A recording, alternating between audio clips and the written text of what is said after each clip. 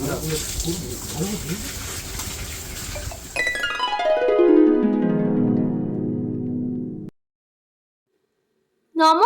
সকলকে। আমরা এখন পুরীতে আছি, আপনারা সকলেই জানেন। আজ পুরীর চতুর্থ পর্ব আপনাদের সাথে আমি শেয়ার করব। আজ আমরা ঠিক করেছি যে ভোরে আমরা সানরাইজটা দেখতে যাব। তো যেমন ভাবা ঠিক তেমনই কাজ। তো চলে গেলাম সানরাইজ দেখতে। কিন্তু এ কি, সূর্যি মামার তো দেখা নেই। ইস, ভাগ্যটাই খারাপ দেখছি।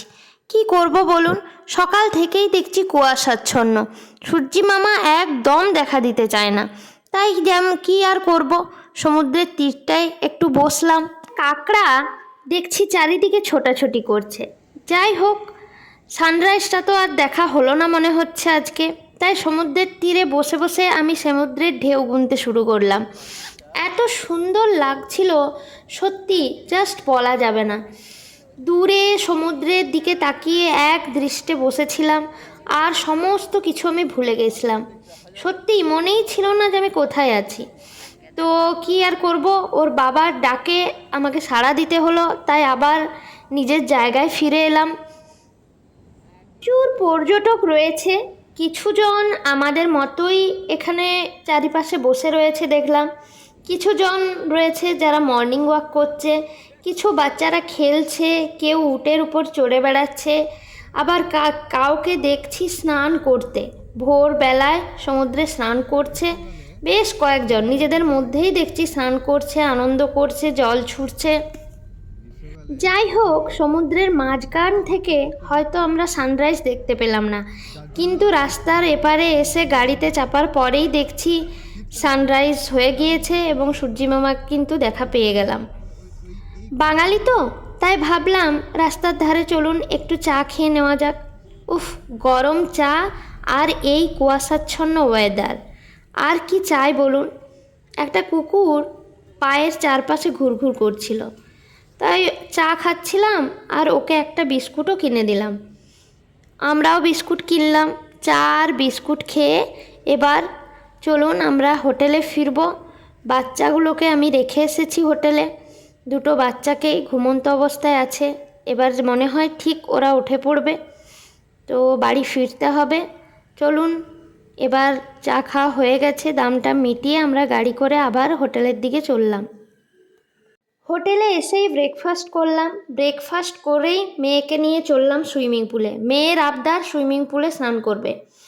মেয়ে যখন বাড়িতেই স্নান করে, ও জল ছাড়া আর কিচ্ছু চায় না। বাথরুমে এক বালতি জল ভরবে এবং সেই ভর্তি বালতির মধ্যে বসে পড়বে, বাস, আর ওর কিচ্ছু কাজ নেই।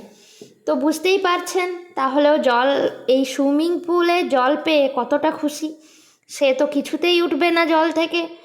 জল সে সমানে সাঁতার কাটছে, খেলে যাচ্ছে। সাঁতার ও এখনও শেখেনি, ওই যেমন আর কি করে বাচ্চারা, দুটো বাচ্চা মিলে সেরকমই করছে ওরা।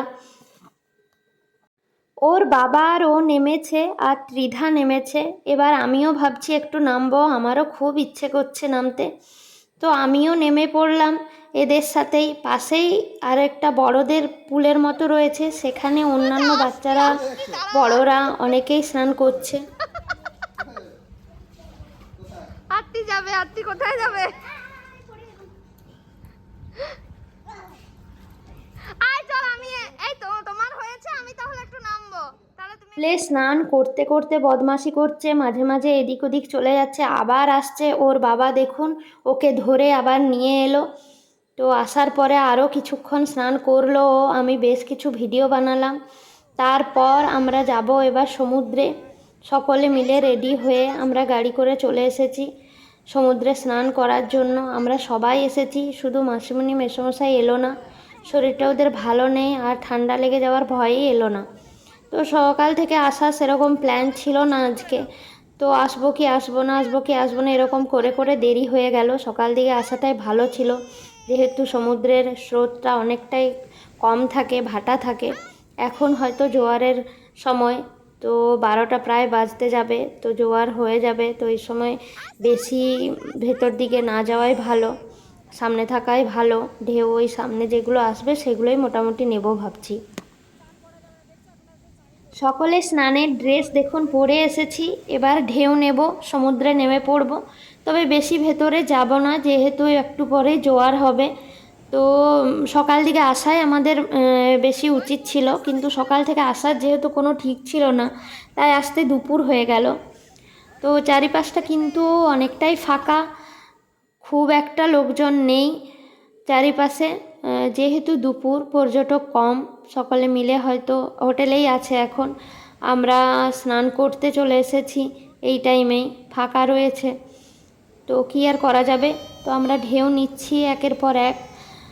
ঢেউয়ের কিন্তু স্রোত প্রচুর প্রচুর বড় বড় ঢেউ আসছে, দেখতেই পাচ্ছেন আপনারা ঢেউগুলো কত বড়। আর আমি আর আমার মেয়ে এইদিকে ঢেউগুলো নিচ্ছিলাম। তো একটা ঢেউ জানেন তো এতটাই বেশি ছিল বড়, তো ঢেউটা অনেকটাই আমাদেরকে আগে নিয়ে চলে গেছিলো। তো সকলে মিলে আমাদেরকে টেনে তুললো, আমরা আর ভয়ে যাইনি, মা মেয়ে এইদিকে চলে এসেছি। তো মেয়ে যেতে চাইছে বারবার, কিন্তু আমি ওকে যেতে দিচ্ছি না।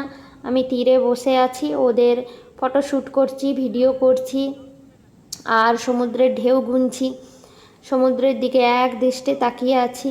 সত্যি খুব ভালো লাগছে এখানে বসে থেকে, ভীষণ ভালো লাগছে। এত দুপুরে বসেও কিন্তু একদম গরম লাগছে না, ঠান্ডা ঠান্ডা ওয়েদার লাগছে, সমুদ্রের পাশে আছি বলেই। তো চলুন এবার আমরা হোটেলে ফিরব। হোটেলে ফেরার আগে ভালোভাবে বালিগুলো আমরা ঝেড়ে নিচ্ছিলাম, কারণ গাড়িতে উঠতে গেলেও কিন্তু বালিগুলো চারিদিকে হবে। আর হোটেলে ঢোকার আগে কিন্তু এদের ব্যবস্থা আছে ভালোভাবে বালিগুলো ধুয়ে নেওয়ার জন্য, যাতে গোটা হোটেল বালি না হয়। এবং হোটেলে ঢোকার পর ভালোভাবে আমরা স্নান করে নেব। স্নান টান করার পর আমরা লাঞ্চ করব, তারপর একটু ঘুমিয়ে রেস্ট নিয়ে আমরা আবার বিকেলে বেরোবো কেনাকাটা, বিচে খাওয়া দাওয়া এসব করার জন্য। চলুন সকলে মিলে ভালো থাকবেন, সুস্থ থাকবেন। আর ভিডিওটি যদি ভালো লেগে থাকে লাইক করবেন, সাবস্ক্রাইব করবেন, শেয়ার করবেন। বাই বাই সকলকে।